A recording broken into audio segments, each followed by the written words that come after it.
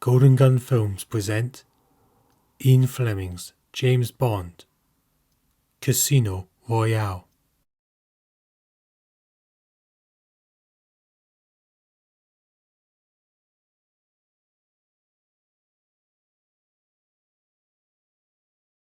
Chapter 1: The Secret Agent.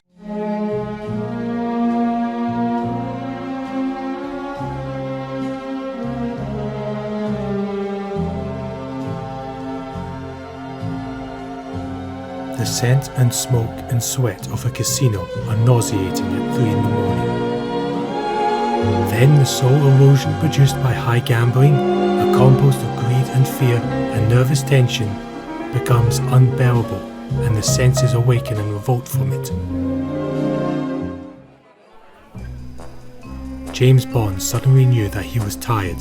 He always knew when his body or his mind had had enough, and he always acted on that knowledge. This helped him to avoid staleness and the central bluntness that breeds mistakes.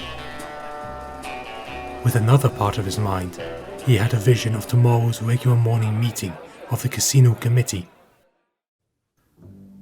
Le Chiffre, he's up 2 million today, playing his usual game, baccarat, chemin de fer. Miss Fairchild, up 1 million in an hour. She executed 3 bancos of Monsieur Le Chiffre.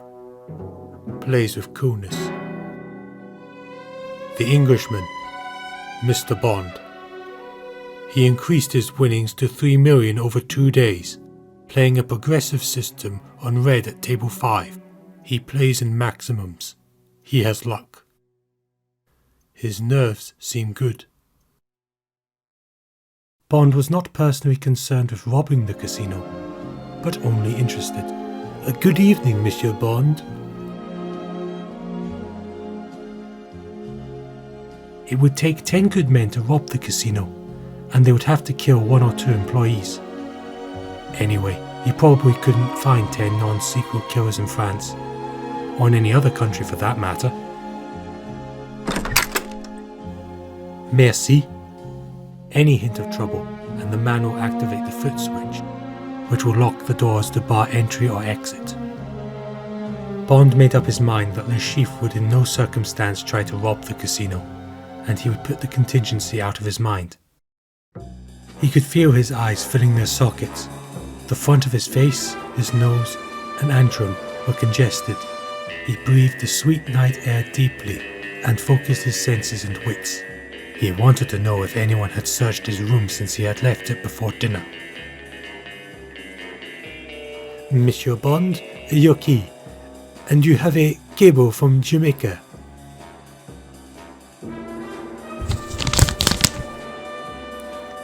Paris had spoken to London, where Clements, the head of Bond's department, had spoken to M, who had smiled wildly and told the broker to fix it with the Treasury.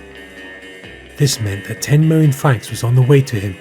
It was the reply to a request Bond had sent that afternoon through Paris to his headquarters in London, asking for more funds.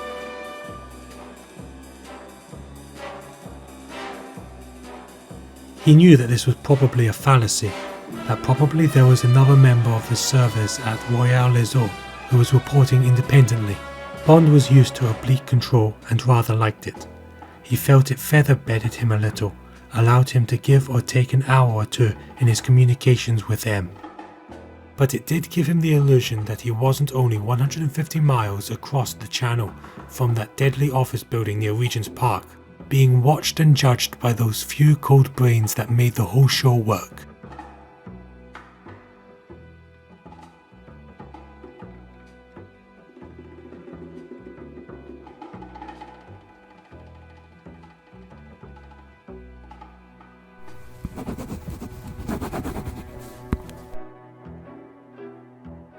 He regretted the hubris of his reply to M.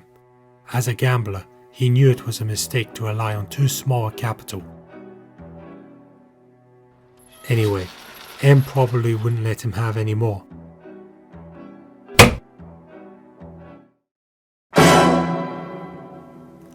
Bond knew exactly where the light switch was.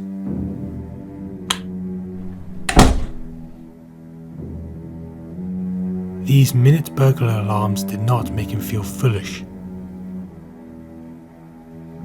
He was a secret agent, and still alive thanks to the exact attention to the detail of his profession.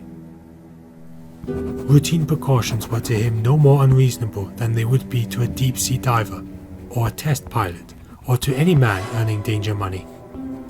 Satisfied that his room had not been searched while he was at the casino, Bond sat down and entered some figures. Then he sat motionless, gazing out of the window across the dark sea.